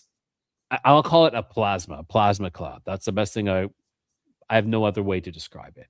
So I'm watching between the two, and I'm staring at this plasma cloud, and I look back, and I miss the point where these two black triangular craft intercepted. But now there's only one. And it's going across the horizon like this. And at this point, I would say after about like 3 or 4 minutes, this plasma cloud disappears. It's gone. Can't see it anymore. It's completely gone. Now this black craft just slowly meanders across the whole horizon. And that's why I'm like, that was different, because it wasn't like just super fast. It was slow. So that's why I'm like, was it a UFO? Was it some sort of black ops UFO? I mean, not UFO, but like some black ops plane. I don't know, like military. I have no idea, but that's what I saw. And I tried video. I had a Samsung Galaxy S3, and I'm like trying to video this. First of all, the little black craft were too far away for it to show up on the camera, and this cloud would not show up on my camera. I couldn't see it. You know, I could see it with my bare eyes, but when I use my digital camera on my phone, nothing. So I'm like, what do I do? So I called my wife. So while this is happening, I'm talking to my wife, telling her what I see. And this whole encounter was about 13 minutes. So it wasn't like this short 13 to 15 minutes. It wasn't this short time. It was long. And I had never seen anything else like that until about 2 years ago. Not that I had seen it, but I stumbled upon a video that this gentleman had posted. I forget his name, but it wasn't his video. Someone shared it with him, and he shows this video, someone videoing, and they caught of this white type of plasma cloud that's like moving and changing, and it's just it does not look like a normal cloud. One. Okay. Yeah, I think I've seen the video like that one. Yeah. And this guy, he's called the Renaissance Man. That's it. His name is the Renaissance Man. Okay. Yeah, I know who you're talking about now. Yeah. Okay. And in that video, I don't know if you've seen that. If you've seen that video, he stops at one point and he's like, "Oh, look at there's like this little black, looks like a black craft flying in this other direction." I think they saw 2 black craft at the same time as well. And I was like, okay, like that's exactly what I saw. The only difference between the cloud that I saw and the cloud that this person is videoing was this definitely looks more like a cloud. Mine looked more solid, like more denser of a cloud, if that's the way. It's probably like a cloaked craft. Yeah, sounds like that's what I think. Either cloaked craft or some sort of plasma of sorts. But yeah, it was crazy. And again, it was this, you need to look up, like this message that I received in my mind. It's like, you need to look up. And this, when I was in Chihuahua, that's when I did that I don't want to say remote viewing or whatever that was with that girl that had been kidnapped and murdered. I did that in Chihuahua there as well. But fast forward now to this house. I'm living in this house here. Lots of things kind of going on. We built on a cave system. There's a cave system running all underneath us. Oh, and lovely. it's called the Cuervo de la Toro. So it's the caves of the bull. Okay. Because there was like this, I don't want to say like a cartel guy, but he was like, we're talking back in, hundreds of years ago, there was a guy that he was a bad man, and his base was in these caves, and that's what they call it. So I'm wondering if this kind of attributes, because there's a lot of things that is happening in this house where I see things, things are moving, catching my eye. But that's neither here. I'm not going to get into any of that, but I will get into, again, I came out onto my patio upstairs here, and as I was exiting, I was told again in my mind, and I don't want to call it a download. I hate that when people say, oh, it's a download. But out in the distance, I was like, you need to look at this one specific point. And my friend had called me. And so I went and sat down on the patio, and I'm like talking. And again, I'm talking on the phone, and I'm looking out into this one specific point where I can see like the whole sky, but this one point. And sure enough, this light starts to form, and the light's getting bigger and brighter and brighter. And at first I'm like, I've seen this before. That looks like an airplane. And it's getting closer and closer as it's flying towards you. They have their lights on for landing kind of thing. But what had happened was the light then separated into two lights. And it wasn't like they went like this, but it was kind of like an almond. They kind of went like in an almond like this. And again, I'm on the phone talking with someone. So I'm telling my friend, oh, man, you're never going to believe what I'm seeing here. And then the lights came back, and they joined back together again. And then they just disappeared. And then the light disappeared. I was like, okay, what am I looking at here? So I'm like, this is crazy. And I'm watching that exact spot. At that exact spot, the best way I can describe it was a shooting star. Just in this one little area is like a quick light like this that just went super fast. It looked like a shooting star, but it was just in this one specific spot. It's just like this. I'm like, what the heck was that? Again, just this craziness that always seems to happen. And again, I'm being told to look. I don't know what it's telling me. Something wants me to see it. Something wants to be seen. With that, I didn't feel anything nefarious. I would definitely say, of course, when I saw that, when I was told to look up, when I saw that shadow creature, that shadow being, that was terrifying. But these other ones, not terrifying at all. But I'm going to give you guys one last story. I know I'm going to keep talking, but do you want to have any questions or anything? Oh, go ahead, keep rolling. But Darren, do you got a question? Yeah. For the how would you say this? Who do you think tells you to look up? Do you have a spiritual how would you say it? A spirit, as like a spirit guide or a connection? Yeah, guide. Yeah. Do you have? I don't. Not that I know of or anything like that. It has to be, there's something telling me to look. There's something or someone or somebody or something that is telling me to look. What exactly is that? Like when it was that shadow being, that's terrifying. Why would someone want me to look at that? When there's that UFO, that was cool. That was very interesting. But why am I supposed to see these things? And the more I look into UFOs, the more I'm thinking that they have a possibly, and some people might get offended by this or whatever, but demonic fallen angel connection to UFOs. I believe that now I will say this, that if they are fallen angels, that means they also can be angels as well, because they were one in the same. Okay. So if a fallen angel is an alien, that means also angels can be aliens as well. There can be the same thing. So like if you are, I'm going to say this as well. If you're getting abducted by aliens, that's not good. That is not good. That is not a good thing. It's not your galactic family that is abducting you. If some stranger on the street abducts you, we know that we call that kidnapping, and the police they'll put that man in jail. But if an alien does it, oh, they're my galactic family. Unless they ask you, they're like, hey, do you want to come with us? I want to show you something. Oh, okay. But if they're taking you out of your bed, causing you to lose memories, that is not right. That is something you got to be aware of. Taken against your will. That's not right at all. Basically, how they say it, abduction. Because that's basically what they're doing. The craziest thing is they're actually stealing you, and they're taking and doing God knows what to your body. That's exactly it. They are conducting experiments on you, and I didn't the Nazis do something like that? And didn't we have the Nuremberg trials for that? So let's not experiment. Experimenting on people is not right. Especially against your free will. If your free will is being violated, that's not a good entity. There's something going on that's not right. Now, I'm going to give you guys my last experience. This one was the doozy. This is the craziest one that had happened. So this took place, I believe it was in August of 2024.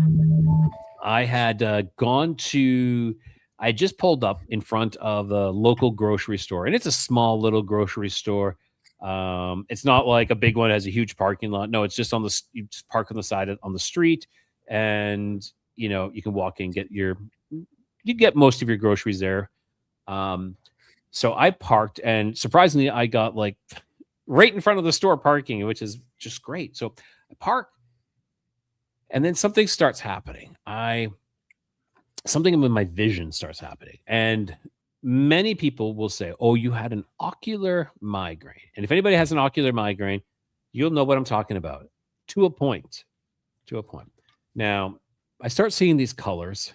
And if you stare at the sun for too long and then you look away and you kind of like see like these intense like colors, I would say it kind of looks like plasma. Okay. That's what I imagine plasma to look like, even though I call that cloud plasma. So that's what starts happening. I start seeing these intense colors, and fair enough, that could be definitely an ocular migraine. Now these colors start to form something. Okay. And what it forms is a triangle. And I can see, so it starts over here and it opens up over this way, and it opens up, trying to draw here, and it opens up over this way, and it connects up over here. Okay. And what it forms is the border of this triangle. And it's like, think of like the best way to describe it is a pool noodle. Those pool noodles that you can get into the swimming pools with? It kind of like that. And it's rolling, but these are all super intense colors. So it's kind of about that size. And it's just rolling over on itself. And it's these colors from like pinks to fuchsias to teals to yellows and oranges. And it's all mixed together. And it's just kind of rolling over on itself. It is crazy. And I'm at the store because they have the best prices on the cheese and bacon. So I need to get my cheese and bacon. But this stuff is happening. And we're talking about 50% of my vision is now obscured by whatever's going on here. But I'm kind of stubborn and hard-headed, so I need to get my cheese and bacon. So I'm standing in this line, and as I'm doing that, I start testing my well, actually, before that happens, I start to see through this triangle. Okay, it's like we can say maybe it's like remote viewing. We can say maybe this could be remote viewing in a different degree, but I say I saw through a portal. I saw through this other side. It was 3-dimensional. It wasn't like 2-dimensional. I could see now on my right-hand side, I could see, oh no, let's start with the left. On my left, I could see a wall, cinder block wall, a cement block wall going this way. And then I could see a roof. It looked like a steel roof, kind of came down over on this side. It had steel trusses. Now, everything that I'm seeing is either like a dark sepia, so it's like brownish rust color. Everything, okay? And it's not like sometimes there is some like whitish, but it's more of like a lighter, light brown color. This is what I see for everything. On the floor is strewn this rubble. There's rubble all over the floor. On my right-hand side, I can see part of a wall, and then the wall has been blown out. And that's what I think is the rubble on the ground is from this wall that was blown out. Now, directly in front, it's open. So I can see clearly directly in front of me. What I see is off in the distance, there's these very large industrial style fans. They're huge, not like this, but they're huge. They have a wire grill in the front of them, and they're just slowly turning in a counterclockwise manner, just slowly turning. Some of them are stacked too high, so some had one on top of the other, and there'll be one off to the side. All in all, there was about 6 of these fans, and I can also see the sky as well, and the sky is racing. So I can see the clouds as they're racing by, and they're just flying by. And again, it looks like an incandescent glow up above it. So there's kind of like this whitish glow that's glowing through these sepia style, brownish rust color clouds that are just flying by. And the direction they're coming towards me like this. And now, no matter where I turn, I have a fixed point. So I turn in this life or in this world, this reality, I can see everything. Like it turns, I can see it. But this, wherever I move, I still see exactly this fixed point. And I'm like, what in the hell is going on? I haven't felt fear in a long time with stuff that I've seen, because I've seen a lot of things. I'm starting to get afraid. So then I'm like, I need to try to, look at this methodically. And so I close one eye. Okay. I can still see it. And then I close my other eye. Of course, still see it. I didn't try closing both to see if I could see it, like, oh, is this just like imprinting in my mind or something like that? I didn't do that, but I closed one eye and I closed the other eye, and I can still see this. So I have now ordered my cheese and my bacon, and I'm kind of having to like look over. So it's like I can look past, because I can see over on this way, I can see this way, and I can see over here. So I can kind of look past, and I can see what's going on in this world. And I can pretend that everything is hunky-dory. Everything is just a normal day. So I get all my bacon and cheese. I go up and pay for it. Go to the car, and I'm like, what do? I need to get home. But it's not the safest thing to get home, but I'm only about a block and a half away from home. So I drive home. I'm like, okay, kind of looking around, and I managed to drive home. It wasn't busy. And I parked the car in the garage, and I go upstairs, and I tell my wife, I'm like, I have a headache. I need to lay down. And so I laid down, and at that point, then I prayed to Jesus, and I was like, thank you for showing me this. I don't need to see this anymore. And we're talking, this is over 15 minutes, at least over 15 minutes of me seeing this, and it is not changing. Just the sky racing. This is all I see. Of course, I have to kind of like focus on it. If I focus on my computer here, I can kind of see what's going on in behind it. But if I focus on in behind it, it's hard to kind of see what's going on in my computer. It's there. So that's what I was doing, kind of thing. So if anybody's wondering, like, were you seeing it all the time? Yeah, I was seeing it all the time, but I have to focus on it. But then if I wanted to look past, I had to look past, and then I could see what's going on in behind it. So as soon as I did this, as soon as I prayed, not even a minute later, completely gone. Everything was back to normal. And I was terrified, because I'm thinking there's something wrong up here. Maybe there's something wrong with my eyes.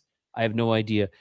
And when I posted this to Reddit, and there were a lot of people like, oh, it's an ocular migraine. And they're just like tearing me apart. That's an ocular migraine. It's an ocular migraine. I'm like, okay, you can explain away the colors as an ocular migraine. I get that. But what happened? What about the second part? So the initial part, you can say, oh, it's an ocular migraine. But what about the second part? It's like crickets. No one can say anything. I've talked to a couple other people who've had similar experiences. One is Nick from the Occult Rejects. If you actually go to the Occult Rejects on YouTube, you will see that every now and then he has like this like their thumbnails showed like the sepia picture of like snakes and scorpions. That's what he saw. So he saw another sepia world with this. Paul Stobbs, from the host of The Nephilim Look Like Giants, I think his was a dream, but he says, I swear it was real. It was a Hat Man, and Hat Man was in this world that I was describing. And he was walking through this desolate world, and he says he could see like a sign hanging by one chain, just kind of like cracking, going back and forth.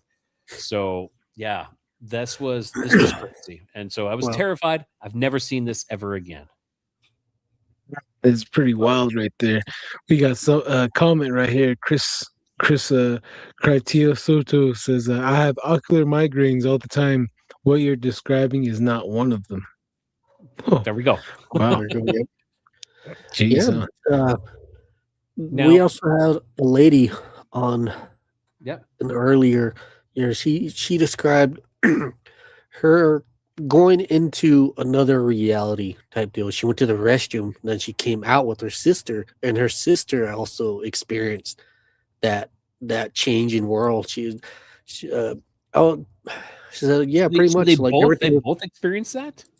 Yeah, like the food was decayed, the walls were rustic, and everything was disheveled, and everything was like that. And her and her sister actually had the exact same experience. And it, I think it was the younger sister that said to walk backwards, and they actually walked backwards through the door, and then they came back, and they actually came back to this reality. So, as for what kind of world that is. The way she described it, it sounded more like the Silent Hill. I don't know if you've ever seen the movie Silent Hill, where that world is more rustic and torn apart. So as for what this is, all we have is a collection of stories of people that never met each other talking about the same stuff. So that's why I do my show, and I think why you guys probably do it too. It's to collect these stories. I think collecting of stories is extremely important.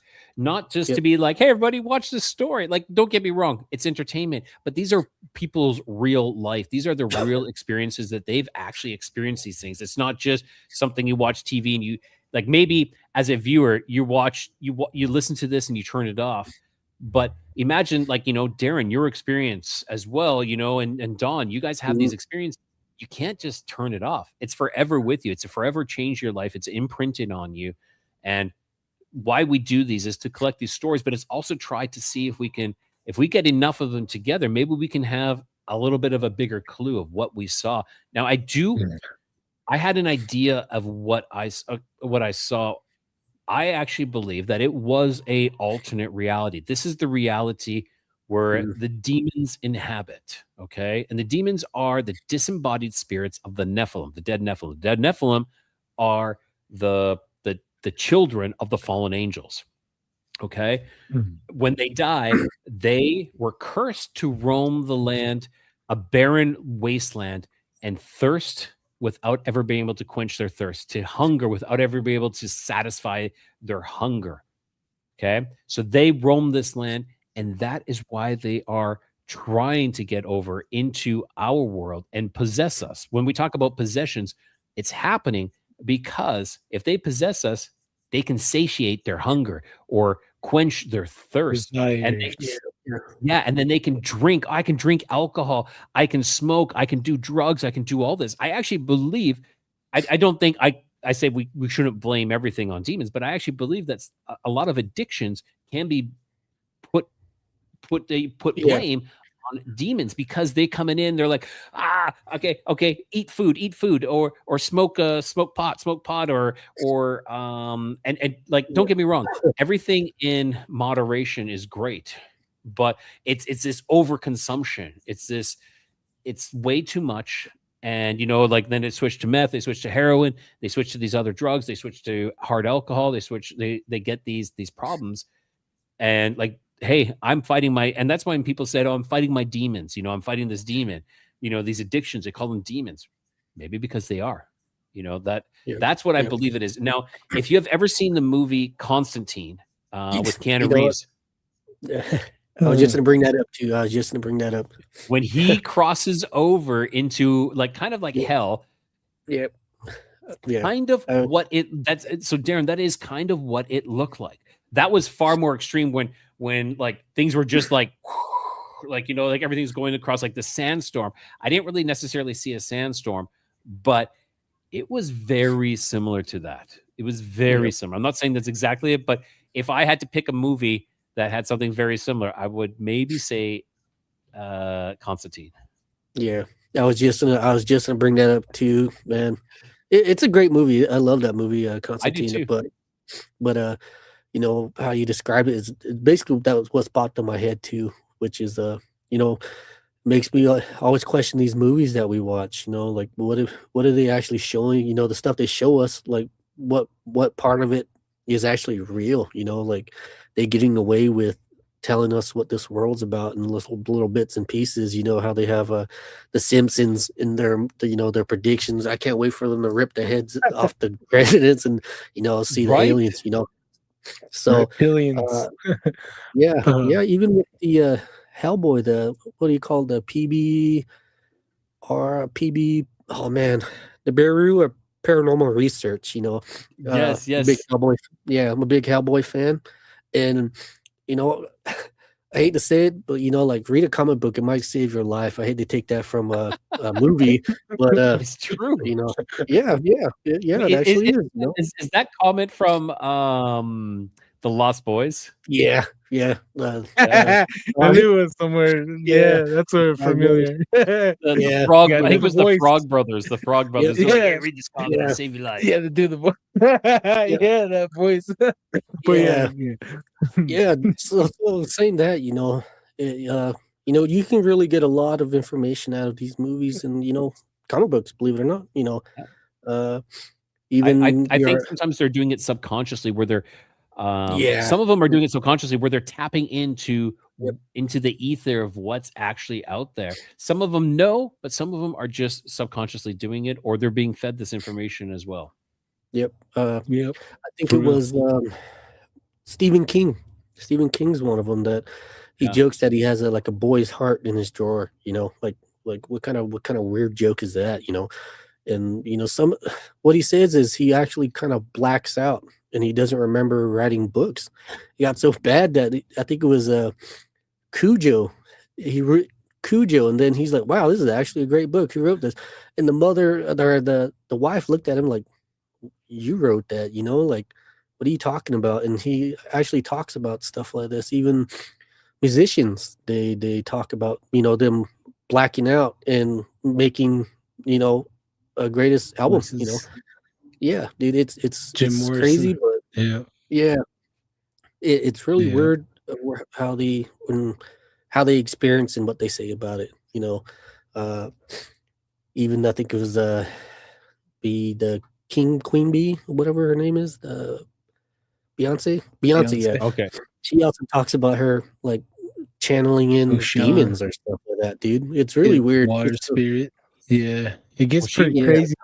There was that video where she was like doing this dance, and she was like doing like this thing with her hand, and all of a sudden she looks like a demon. Yes. Yeah.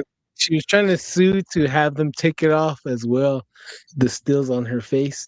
We can go on about that. Like Rihanna's cover where her body's like contorted in possible ways, where she's face down and made Baphomet with her arms and all that. It's pretty dark. You guys should look into that. It's pretty crazy. And we got John Finch right here. Real quick, Darren, let's read. We're running low on time, gentlemen. John Finch says, please share and subscribe. Definitely. And Joshua's Fire 2759. This is such a great podcast. Oh, hey, thank you. We got a great guest as well. Sunglass and Grandma Cat J finally in. Hey, Miss Cat, how's it going? Hey, we got TikTok in the house. People from TikTok. Cool. Ruthie Castro. You're being prepared for battle. Maybe this is probably about one that I think that's that question where you saying you keep hearing someone saying look up and you look up. I think that's that question.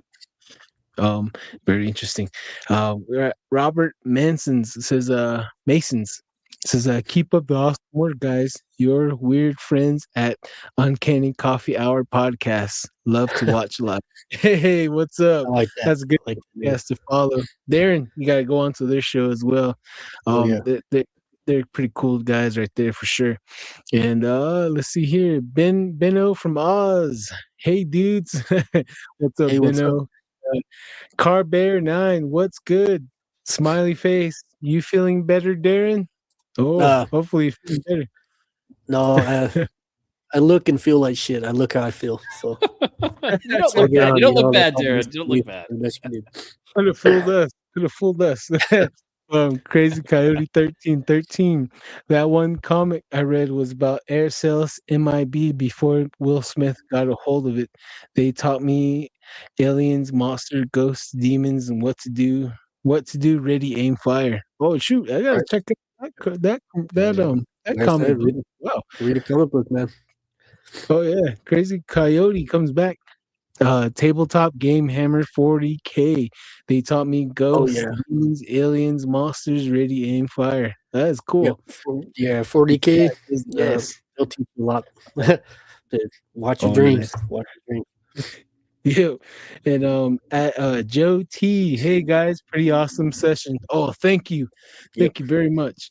And Darren, do we? Hey, thank you very much, Joe T. We appreciate that. This is gonna go to our live investigation next week. I'll be in Farmington Tuesday, Wednesday, Thursday, and Friday, and Darren will join me possibly Thursday. Everyone will slide in on Thursday, but I'll be there a little early to scout out the area and look around the river. But thank you very much. That will go to good use. Tell me about your guys' live investigation. That sounds cool. Oh yeah.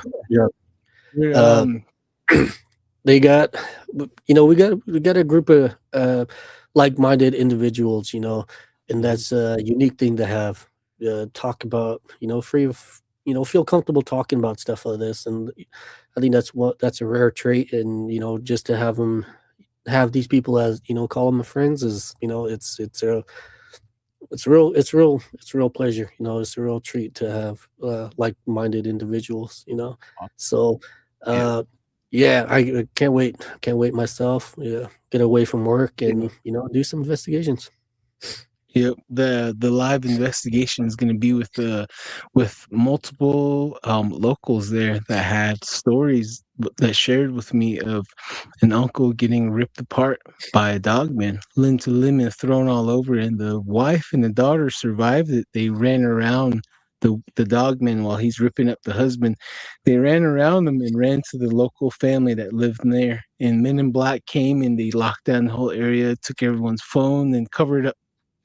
And another family or another local has the same deal with leprechaun, little people, gargoyle, Bigfoot, and dogmen around the San Juan River. And we're going to be also meeting with Randy Caveman Yazzie, old school Navajo cryptid investigator, one of the legends, and possibly Brenda Harris. So these guys are been doing these a long time.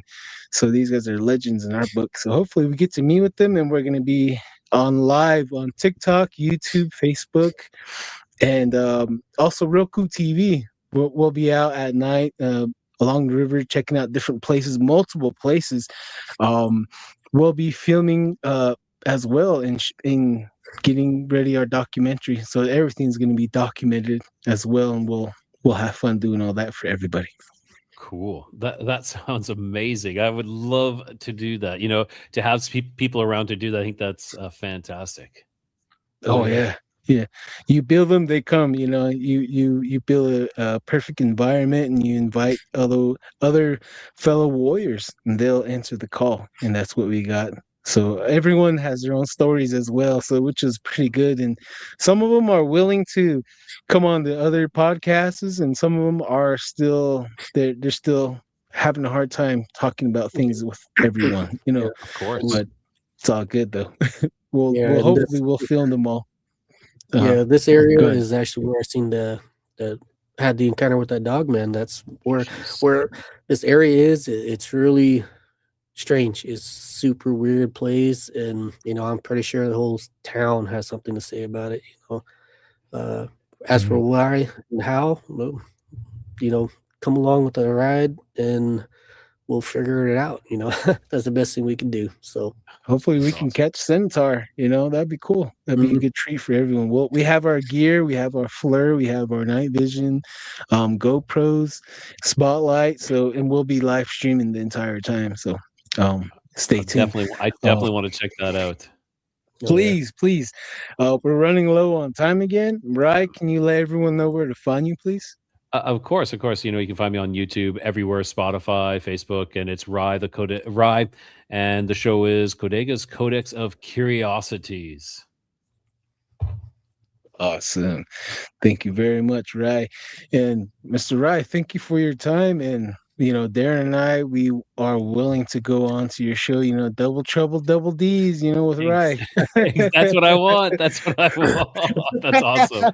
Yeah. Awesome. Darren, you got any final questions for Mr. Rye? Thank you for telling us more about you. I think it was a really unique story. Not even a story, it's just life. Your life is just really strange, just like myself and Don right here. And I'm pretty sure we could toss the ball back and forth. And like compare stories and compare notes on certain things. There's so much that there's a lot of things I haven't even talked about as well. There's just it's a life of high strangeness. I feel that some of us really, and I think maybe a lot more people have these experiences, but some people don't actually experience it. They're in the mix, but maybe they just don't look. They just missed it, or this happens, and they just brush it off. Oh, that wasn't paranormal. The light turning on and off in the middle of the night. I don't know what that was. I missed it. Sounds like you have more things that you gotta let off your chest. It sounds like we gotta get ready for what? September 20th, September 22nd is my next available date. But we'll definitely get together. I'm game. I have a lot. I have a lot more. Yes. Okay. I'll put you down September 20th if you don't mind. Yeah, I know it's a long way, but everyone will. But that's awesome that you guys are booking that far. And for me, it's like maybe a month, 2 months ahead. But that is awesome. So you said September 20th? Yes, sir. September 20th. I think I'm good for that. Okay, definitely. I'll put you down. And it was such a. Well, gentlemen, I want to say thank you so much for having me on. It was my pleasure to be on your guys' show. I do enjoy you guys' content. You guys are great. Oh, hey, likewise, brother. Likewise. When I'm at work, I like to listen to your podcast as well. I'm like, oh man, that's a fire new intro right there. Yeah, my new intro is kind of crazy. I decided to redo the intro and give it a new flip. Yeah. Wow. Oh yeah, definitely. But thank you for your time and all your knowledge and sharing your journey with us. As always, welcome to the family. You're officially part of the family, our family now. I appreciate that greatly. Thank you, boys. Awesome. We'll read. Oh, Darren, you were gonna say something? Oh no. Thank you for your time, and the conversation was free. The flow was nice, and we all capable of talking about the same subject. And we all everybody has their ideas, and it's good. You have ears to hear, and it's good to listen and talk about stuff like this because it's difficult. As for you, how you explained it, like who do I go to? I can't talk about this, So yeah, thank you, Justin. It's true. It's true. It's very difficult. And in the end, my ideas or my speculation are just that. It's just me speculating what I think I saw or what I think is going on. It doesn't mean I'm no expert. And that's one thing I will say. If someone claims to be an expert, then I'd start questioning them because we're not experts. We can just do our best to try figuring things out. And once we actually start getting answers, then maybe I can be an expert. Maybe someone can be an expert at that point. Yeah. Miss Sunglass and Grandma Cat, his podcast is called Codega's Codex of Curiosities. You can find that on YouTube and Spotify. And to your question, Miss Kat, yes, you are more than welcome to join. We do need bait. You know, that's very that's very needy of us. We need bait. Or enticing. You'll be enticing. Let me rephrase that. Car Bear says, "Holy shiz." Jason Fitch, good night, everyone in the chat. He comes back, says, "Please don't whistle at night, ladies and gentlemen." Yes, sir. Yes, sir. For sure. Oh, right there's his name, everyone. Right there's the name of the show, Codega's Codex of Curiosities. And Mr. Codega, I and Darren would like to say thank you again for your time and your stories, your journey with us. We appreciate it, brother. I appreciate it too. Thank you so much, Don and Darren. All right. Well, I'm gonna be closing out the show. Do you want to give one more last shout out to let everyone know where to find your show, please? Of course, everyone. You can find me at Codega's Codex of Curiosities on YouTube or on I'm on TikTok too, but I don't really use it that much. But YouTube, Spotify, Rumble. That's where you'll find me. And if you're looking for me on Facebook, it's Rye Voss. Okay. Hey, message me on your TikTok handle so I can tag you on the shorts I'm gonna make. 100%. All right. I will. All right, Don. All right. We'll see you on the other side, Rye. Thank you. All right. All right, Darren. You gonna say later to everyone? Okay, Darren. Something happened to Darren. All right, guys. You guys stay classy. You guys stay safe and stay smart. And remember, stay weird and don't whistle at night. You guys have a great one.